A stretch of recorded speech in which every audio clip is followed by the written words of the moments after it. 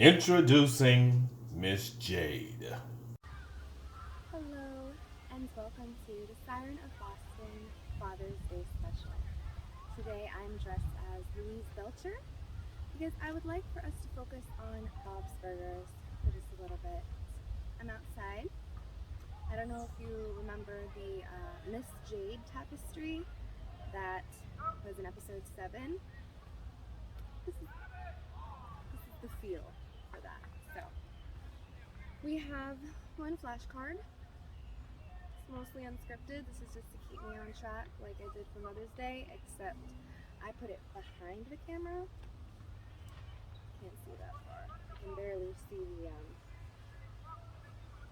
the camera where I'm supposed to look. And hopefully you can hear me the whole time and you don't see how badly I'm sweating. But we're gonna start.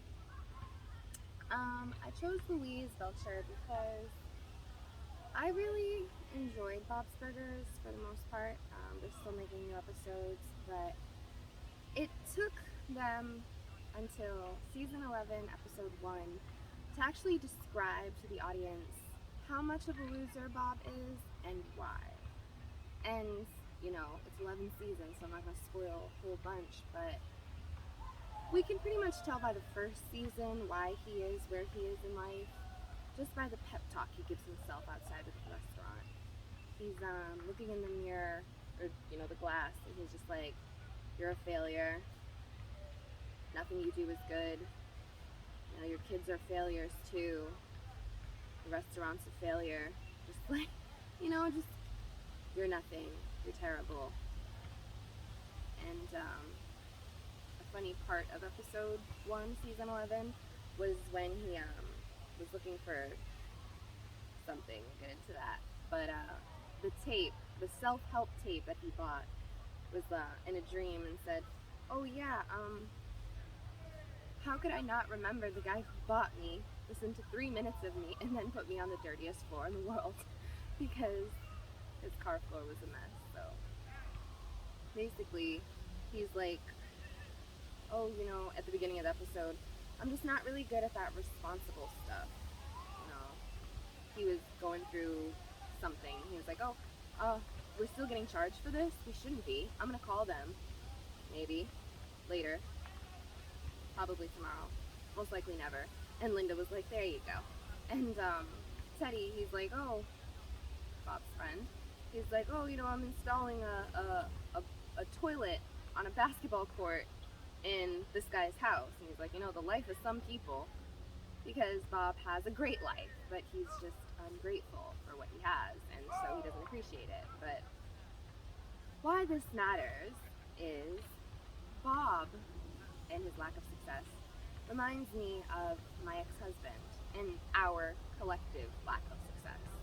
And it was really because we just weren't meant to be.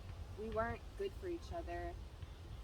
We didn't, I don't want to say challenge one another. We didn't challenge the part of each other that needed to grow in the proper way. And so Bob, he doesn't really get the responsible stuff, but who does? Who's looking forward to a phone call when their insurance is expired to, let's get me some more insurance. We're not all Flo from Progressive, Who looks forward to saying, "Oh, I'm getting charged for this thing. I got a bill from the dentist," and it's like, "Why am I paying this much?" So I have to call my insurance. I have to call the dentist and, plead my case and maybe not even get the issue resolved, but I have to at least try. Adulting isn't always fun. So for Bob to be like, "Oh, I'm just not good at that responsible stuff," as he's a restaurant owner with a wife and children, it just speaks to the effort that people put in. And my ex and I, there was effort and there was love, but it just didn't work. And so I like to think of that relationship as, Olga Pataki gets engaged, the episode where she's found the love of her life and he's actually, a pathological liar and a con man. and she's showing her her apartment to the Patakis, you know, her mom, dad, and Helga, and she's like, so this is it, and it's just a room, and she's got a whole bunch of kids, and like it's a mess, and you know, he's like, oh, I gotta go, like he's in his dress, his full, you know, press outfit, and she's like in her, you know, I don't know if she was pregnant, I haven't seen the episode, but it's like she has a tank top and like, you know, her bathrobe, and she's just like looks all smoked out and like, oh yeah, well, this is it, you know, welcome, and then she just starts crying, and he's like, I'm so unhappy, and you know, it's just, I feel like that's where it could have been, and I say this to say, you know, Bob isn't a bad guy, you know. The show isn't, I made it to 11 seasons. It's a great show, and you know, everything is, I don't actually really need to move this, but everything is going well for them because they're growing and they're getting better. And what's helped them is Louise. I mean, you know, the Belcher kids are great and everything, but Louise is kind of like Daddy's favorite, you know. I don't know if she's his favorite, but she likes her dad, you know. She's proud of her dad in her own way, and she looks up to her dad, and he learns from her. There's an episode where she didn't want to go poop at school, and there was a field trip, a sleepover, and she just didn't want to go. And Bob was like right there, ready to pick her up, like, oh, you ready to quit, hun? Like, you don't have to do this. Like, you don't have to. I'm ready to pick you up. You don't have to. And it's like, parents shouldn't be waiting for their kids to quit. You just be like, I'll be ready for you when you're ready to fail or when you're ready to quit. It should be, do your best, and I'll be there to support you. And so, why I bring my ex into the picture, and Olga, and Bob learning from his daughter, and everything, and growth, it's just that I don't actually remember. I guess where I was going with that is that,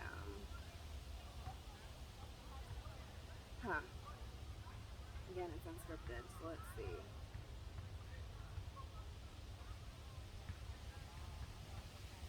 Bob is still getting better. My relationship is over, so I'm still getting better. And it's Father's Day, so we're gonna focus on my dad and how all this ties into my dad. I think there was a point I was supposed to make before this, but the fact is, my dad is the best chess player that I know personally. He's not, you know, Bobby Fischer, but he's really good and the best in our family, for true. Incredibly creative.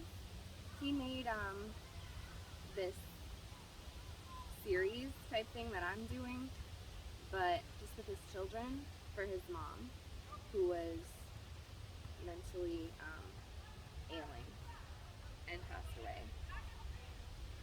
She had Alzheimer's, and may she rest in peace and stuff. And he put that together. He's you know, talented and smart, but I feel like just because you reach a certain age, it doesn't mean you've learned all the lessons that there are to learn in the world. And where Louise helps her dad to learn,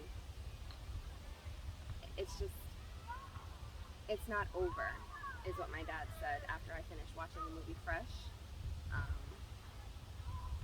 The dad in Fresh told the son, was while they were playing chess, your queen is just a pawn with fancy pieces, fancy moves, you know? So every piece on the board is just a pawn. But my dad said, well, you know, if I'm alive, I'm still on the board. So if someone's still alive, they can still change. They can still get better. They can still learn responsibility. They can still take responsibility for their actions. They can still be self-aware. They can still grow. And I feel like this is helping me, this series. Certain it's helping my family and those around me. And I do. God, Jesus! Oh, squirrel. Squirrel. It sounded much bigger than that.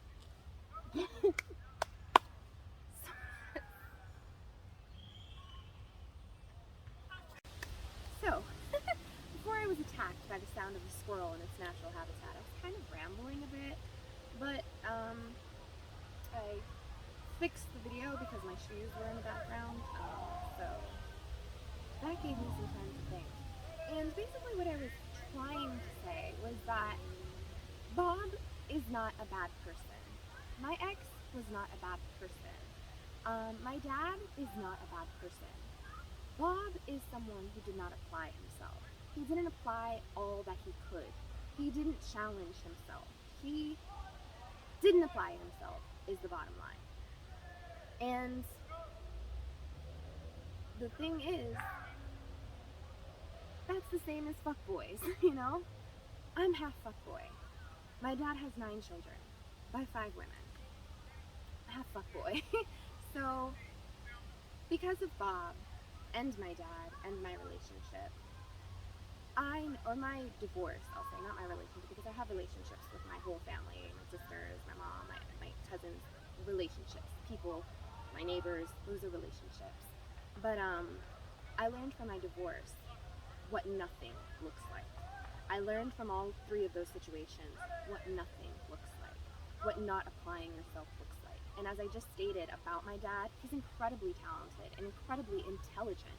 And I got a lot from my dad. Everybody who knows my family says I'm little Daryl. So I'm like him in a lot of ways. But there's a huge difference when you apply yourself. My ex, I couldn't challenge what he needed. He couldn't challenge what I needed.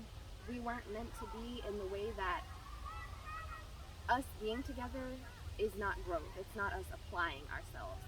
For his birthday, someone was walking by and we were, you know, all lovey-dovey, and she was like, "Is that your girlfriend?" And he looked at me and I was like, "I'll be your birthday present." I settled. I gave myself to him. He was an immigrant and I wanted to move to California. So he needed his green card. And I'm like, well, if you're willing to go all the way to California, leave your whole family behind for me, then I guess I can get the green card for you. And then you can work and I can work, so I'm not supporting the 2 of us on one income. It'll be great. I'll do that. So I gave myself to him. I settled. And I didn't apply myself. I didn't look for what was absolutely what I really wanted. I didn't know what I truly really wanted because I didn't know that I could have everything in the world if I just asked for it. So when you don't apply yourself, you choose the devil over God, basically. And you choose the easy way, you cut corners, and things don't work out for you. Bob is a perfect example of that. His children, they're great kids. They're so intelligent. They're the best of both worlds. They're Linda, who's an amazing individual, caring, kind, but an enabler. And then Bob, who's a failure, according to himself. And you know the truth. So his kids teach him every day what it looks like to try, what it looks like to be in that awkward phase, Tina, what it looks like to be big, heavy, and beautiful, and proud of yourself, Jean, you know? And loud and too much and boisterous and just everything that they want to be because they're okay with that. You know? Sociopathic, homicidal, whatever Louise is, you know? But keeping it together for the sake of humanity, you know? So when you don't apply yourself, you know, what did I say? Shitty input, shitty output. Just makes sense. So being half fuckboy, being able to see fuckboys a mile away, and knowing that just because they're fuckboys doesn't mean they're not incredibly talented. They just didn't apply themselves in the right way. So, I know what not to do, and now I know what to do. I know what nothing looks like, And because of that, I know what something looks like. I know that people can talk all day long, but if they don't put the action and the effort behind it, and those actions are not consistent, and they don't measure up with what the person has said, that's nothing, okay? That's what nothing looks like. If somebody is saying something to you, I'm gonna do this, and they do this, follow through. Sweat. Follow through though, you know? So like, I know what not to do. I know what to do. I know what a loveless relationship looks like. I know what true love looks like. And people can be many different characters. So don't confuse a king for a pawn, because that's actually the only piece on the board that really, really, really matters. So I know a lot. I don't know everything. I'm 27. I'll be 28 next month. Literally a month from today, I would have been 28 yesterday. But we all know the entire month of July is my birthday, so.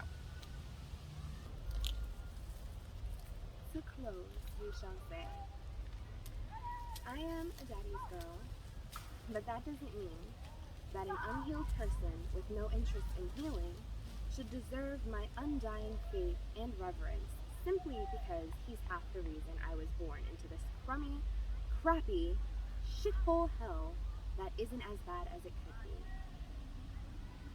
I'm truly blessed to be half fuckboy, half goddess, because I have the best of both worlds. Sleep easy. I'm your worst nightmare. In addition, they're all hilarious. Linda, Bob, like, I don't want to just say Bob is a failure. He's also very funny. Yeah, it's like